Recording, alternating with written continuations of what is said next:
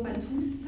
Alors je suis désolée, moi j'ai pas pu assister à la journée parce que pour des raisons de service, donc je ne sais pas tout ce qu'on vous a dit, mais je suppose qu'on vous a dit déjà beaucoup de choses pour l'exposition à l'environnement chez les femmes enceintes, donc ça va être, je pense, plus une synthèse, d'autant plus qu'il y a beaucoup d'études actuellement qui sortent avec des méthodologies qui sont très différentes l'une à l'autre, donc il y a beaucoup de choses qu'on suspecte, il n'y a pas encore des choses qui sont complètement établies, on n'a pas de recommandations formelles sur la prise en charge dans le cadre du dépistage et de la surveillance généraliste, on va dire, de la grossesse, que ce soit par des sages-femmes, par des médecins généralistes ou par des gynécologues. Mais c'est quelque chose qu'il faut, je pense que la plupart des personnels qui sont en lien avec les femmes enceintes, les enfants et les futurs personnes en âge de procréer soient conscients de ces problèmes d'environnement qui peuvent avoir après des conséquences. Donc il faut savoir qu'il y a beaucoup de produits qui vont traverser la barrière fœto-placentaire. Le placenta va arrêter certaines molécules mais va en laisser passer d'autres. Et il peut y avoir un impact donc, de l'environnement sur le fœtus avec un risque sur ce qu'on appelle le capital santé, avec un enfant qui est à la base des seins et qui, du fait d'une exposition, notamment in utero, va peut-être présenter des maladies dans l'enfance, voire à l'âge adulte. Il y a les médicaments qu'on connaît bien, les patientes exposées à certains médicaments qui peuvent présenter des problèmes, donc notamment les problèmes tératogènes. Et il y a l'exemple du Distilbène, notamment qui va, à la base, était un médicament utilisé pour les patients qui étaient en menace d'accouchement prématuré et du fait d'effets œstrogéniques entraînés chez les fœtus des malformations utérines et tubaires. Et ensuite, pour les enfants qui naissaient, ces filles présentaient des cancers du vagin, des hypoplasies de l'utérus. Et on s'est aperçu qu'il y avait aussi des problèmes lors de la 3e génération, donc c'est des fœtus qui n'avaient pas été exposés directement à ce médicament, qui présentaient des cryptorchidées ou des épospades, donc jusqu'à la 3e génération. Donc l'exposition à un agent exogène n'est pas anodine pour le fœtus, mais aussi pour la descendance de ces personnes. Donc je pense qu'on vous a parlé de ces 6 groupes de polluants au cours de la journée. Pas précisément. Ah, vous n'avez pas trop comme ça. D'accord, je pensais qu'on... Alors on va en détailler un petit peu alors. Donc il y a 6 groupes, on va dire, d'agents qui aujourd'hui sont surtout discutés. Donc il y a le groupe des bisphénols, les éthers de glycol, les parabènes, les retardeurs de flamme bromée, les phtalates et les composés perfluorés. Et ces agents sont présents partout dans notre environnement, dans notre vie quotidienne. Les bisphénols, c'est notamment présent dans les plastiques, donc ça, il y a des biberons notamment qui ont été interdits avec le bisphénol et qui ont été remplacés par d'autres plastiques. C'était également présent sur des tickets de caisse. Donc en touchant des tickets de caisse, régulièrement, on pouvait s'imprégner de bisphénol.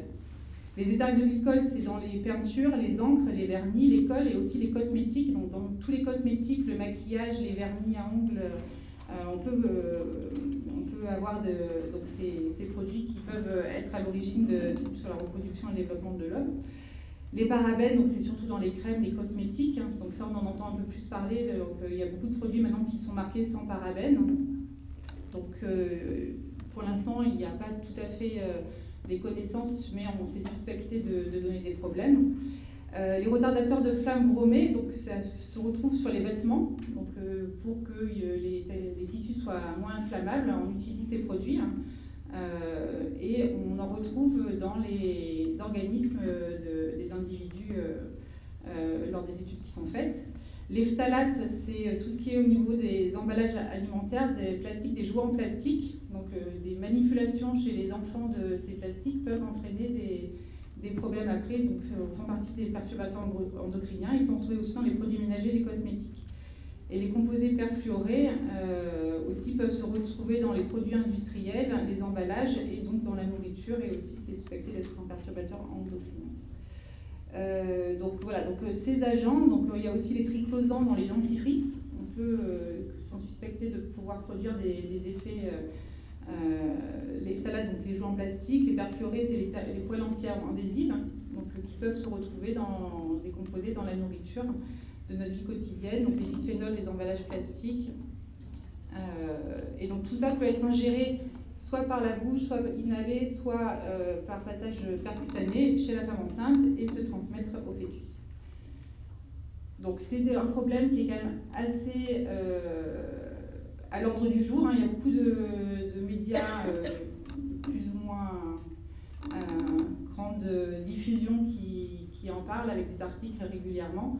Mais au jour d'aujourd'hui, il n'y a pas de... On en parle beaucoup et pas beaucoup à la fois en fait. Donc c'est vrai que les gens savent un petit peu qu'il y a des perturbateurs endocriniens, mais pas suffisamment pour vraiment l'utiliser et en parler dans leur pratique quotidienne. Donc c'est vrai que lors des consultations, c'est très rare qu'on évoque ce problème avec nos patientes, surtout pour des problèmes de temps. Et donc je vous fais juste quelques petites... on va prendre quelques exemples pour voir ce que ça donne, et après les recommandations générales. Donc je vous ai dit, les bisphénols, c'est surtout voilà, les bouteilles en plastique, le film alimentaire. Donc c'est recommandé d'éviter de surchauffer ces plastiques, le film alimentaire. Donc la recommandation, c'est au micro-ondes d'éviter que la nourriture touche ces emballages plastiques. Donc ça peut se retrouver aussi dans les lentilles de contact, les boîtes de conserve. Vous voyez, il y en a partout en fait. Donc c'est très compliqué à éradiquer. Il y a plusieurs, enfin, je ne vais pas détailler toutes les études, mais grosso modo, voilà, il y a des études qui ont montré qu'avec les bisphénols, il pouvait y avoir donc, des problèmes chez les enfants, des types de dépression, notamment chez les enfants de 10 ans, avec des troubles émotionnels, des hyperactivités, des troubles de l'attention, des problèmes d'obésité et de diabète, des baisses de la fertilité, des cancers du sein chez la fille, diminution de la fonction thyroïdienne chez la mère et l'enfant. Donc voilà, après, des études qui sont nombreuses, avec des méthodologies qui peuvent être aussi critiquées, et c'est difficile aujourd'hui d'établir des vraies recommandations officielles.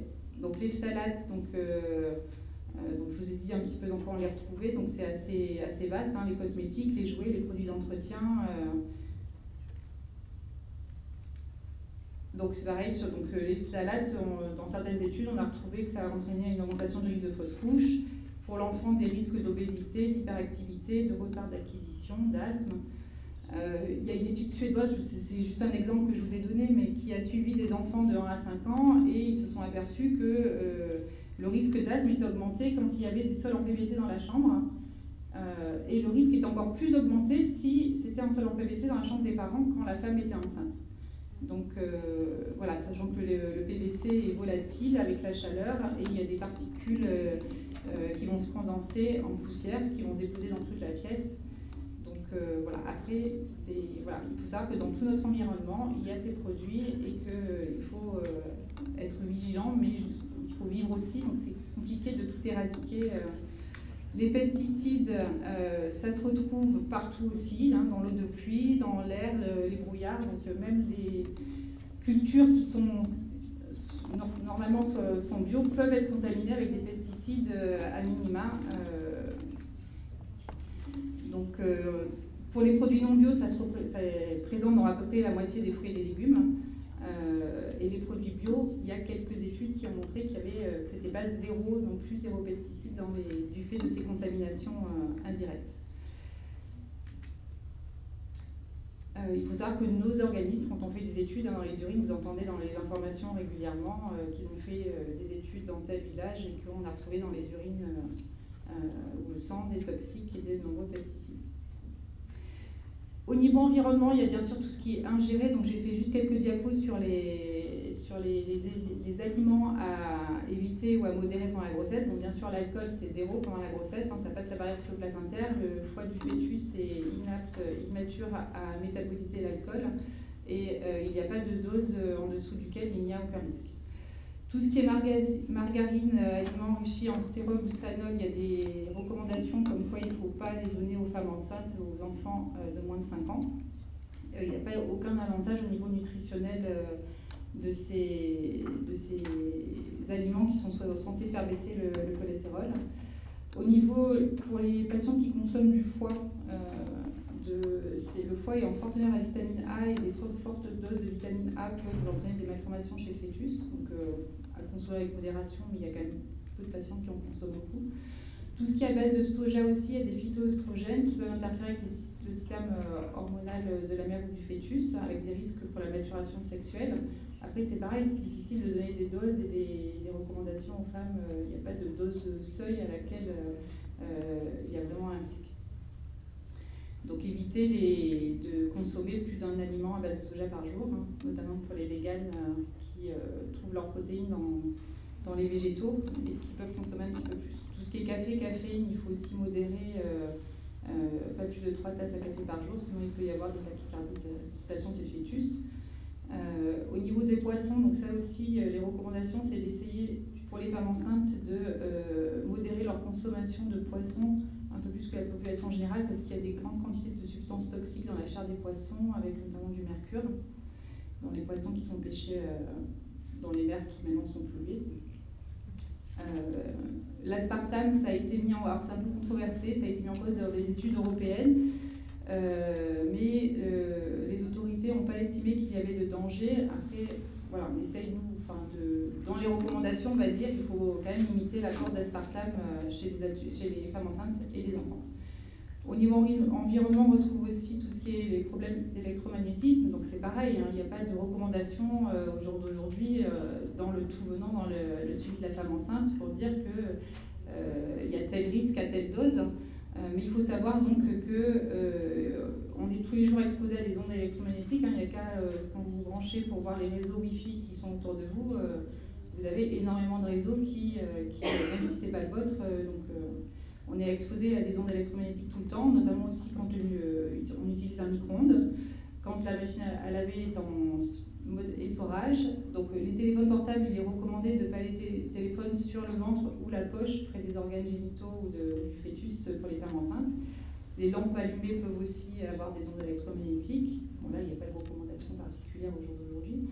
Mais voilà, tout ce qui est télé, moniteur, Wi-Fi, voilà, il faut essayer aussi de ne pas rester des heures devant un moniteur allumé, de ne pas laisser donc, les ordinateurs portables sur les genoux ou le ventre des femmes enceintes, essayer de couper le Wi-Fi la nuit et d'éviter d'avoir du Wi-Fi dans la chambre des femmes enceintes, des enfants, du tout venant aussi, mais c'est plus des recommandations que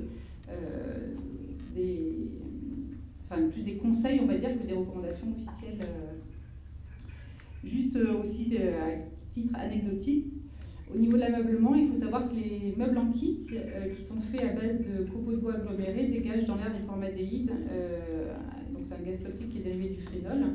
Et donc il est conseillé quand on monte, quand les futurs parents vont monter la chambre des bébés, de bien aérer la pièce et de laisser aérer au moins 2 semaines avant de placer le bébé dans la chambre pour respirer l'air pollué. Je ne sais pas si on vous a dit, mais je pense que l'air à l'intérieur des maisons était plus pollué que l'air à l'extérieur. Donc voilà, il y a plein de composés, dans les matelas aussi, dans les matelas où on va dormir. Donc on inhale toute la journée, toute la nuit des substances toxiques à minima.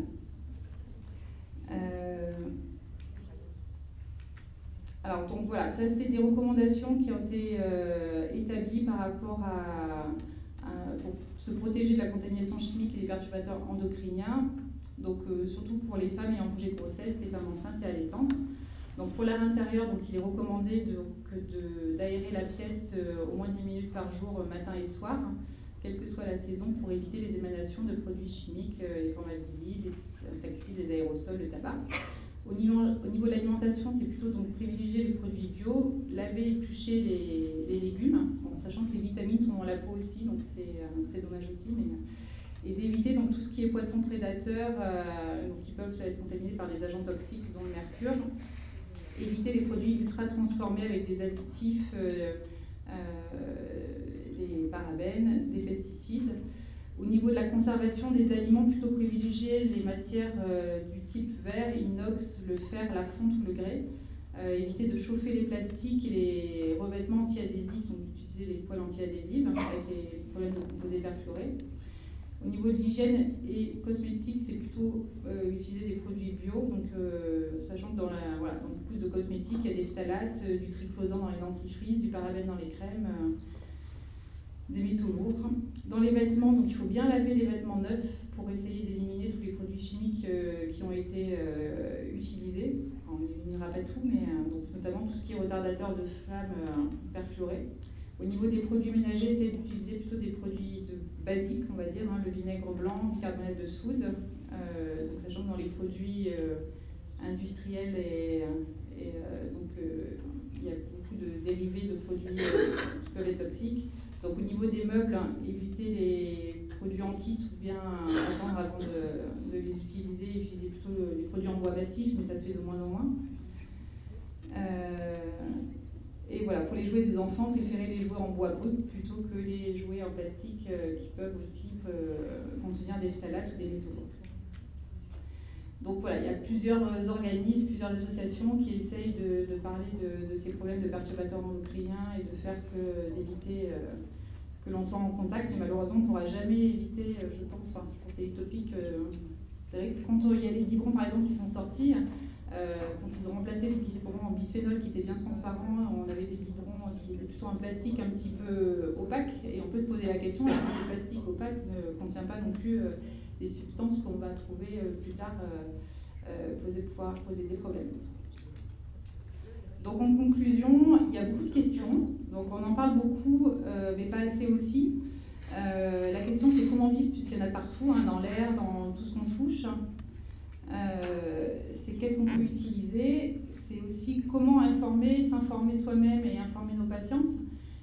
On a beaucoup de choses à dire à nos femmes enceintes quand on les suit pendant la grossesse, hein, tout ce qui est problèmes infectieux, risque de trisomie 21, donc dépistage, échographie, suivi, l'accouchement. Il y a énormément d'informations à donner aux femmes enceintes. Il y a les petits livrets, on essaie de donner des livrets d'informations. Le problème, c'est que la plupart des patientes ne les lisent pas non plus. Hein, donc si on n'a pas une information orale, on s'aperçoit que la majorité des patientes à qui on donne juste le livret et à qui on n'explique pas, n'ont pas forcément lire ou comprendre.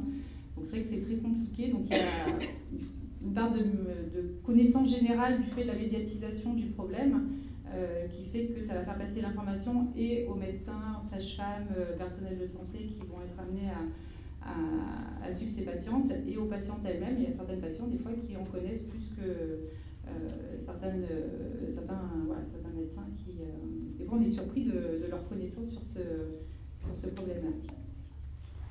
Je vous remercie.